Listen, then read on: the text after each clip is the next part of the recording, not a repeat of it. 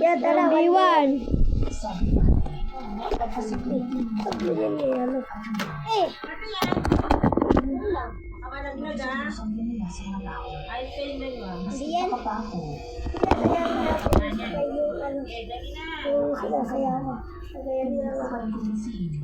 Ang sarili ko na nakamalan lahat.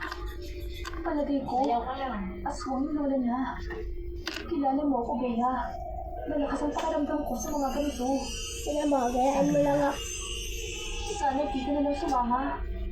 Sabi ko, kung di ako sumama, Wait lang! Hindi nga natin ito dito eh. tantang di ba? Hindi ba? Huwag mo na nalagay doon. Kasi, normal mga pero mga gising ko, Hindi na pinapabak sa kaya na dito. lang nila yung isa niya bisita.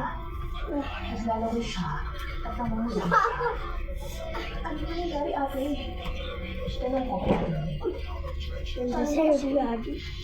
sabi ni ate, ang makita namin Ganto lang. sa inyo. Oh, wait.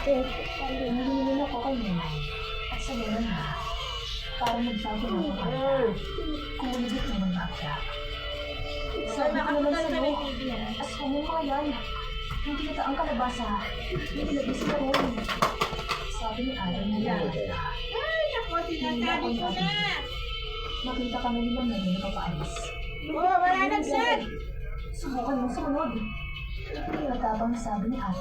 Lumayo kasi kayo dyan! Dito kayo magdulog! Hindi ko inasahan na may dala pala siyang gano'n. Kayo wapit niya, dito kayo magdulog. Napangito si Nelay. Kakaiba na yung kilos niya. Malayo sa pagkakakilala ko. Puzzle. Mga aswang! Sigaw ni Ate Milet. Tumakbo na kami pareho. Hindi na kami nagawang habulin pa ni Nelay at ang nila niya. Sa takot namin, pagod kami humingi sa barangay. Sigurado ka ba sa sinasabi mo?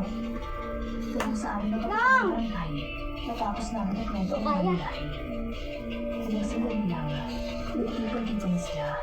At sinamahan na kami ng ang ginagin kami Huwag ka nalapit! Huwag na naglagan dyan dulo. kahit sa mga bisita niya, hindi niya namin nakita. Sabi sa bahay, kami din pa kasama.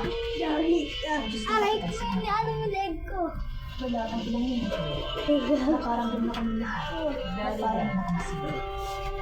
Ate, umalis na kaya tayo. Natatakot siya sa akin. Sa mga oras na iyon, nagsimula na akong maniwala na nasan talaga. Magaling divider ha. Umalis na po tayo. Nararamdaman ko na nasa paligid lang sila. Marami sila. Sabi ni Ate Milet. Nagkasing nasa naman sila. Kita. Mainit kami umalis sa bakuran nila. Sobrang kinakabahan ako ng mga oras na ito. Kahit. Ubad. Tulog pa yan na.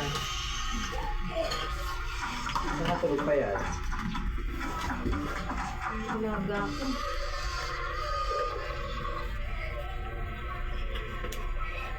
Yan. Lalo na, kapag ka naisip ko, hindi ko ako makapagpibigyan ng buhay. Nakauwi na kami ng bahay. At katakot-takot sa sarili. Oh, madali. Sinunod Gabi na! Uwi na ito! Kung bukas na ang kamay na bahay. Mga bakas ng hayop na bahay. Kasama ko Na ang kami. ginawa nila. Nga, bukas pa kayo laro ni Sayon. Nakinipasalamat ko